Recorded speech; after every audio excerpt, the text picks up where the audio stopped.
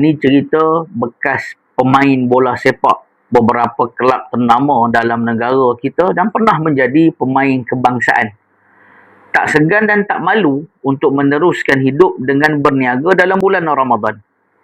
Ini sebagai contoh yang boleh kita jadikan inspirasi, terutamanya bagi golongan mu'alaf yang kadang-kadang terlalu sangat bergantung pada bantuan agensi, terutamanya lembaga zakat.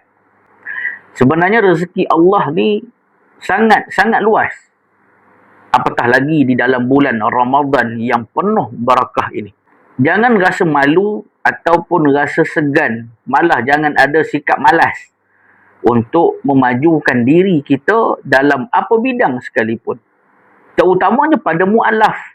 Kadang-kadang orang memberikan stigma yang sangat-sangat negatif, sehingga kan mereka menganggap orang yang masuk Islam ini sebab nak bantuan semata-mata.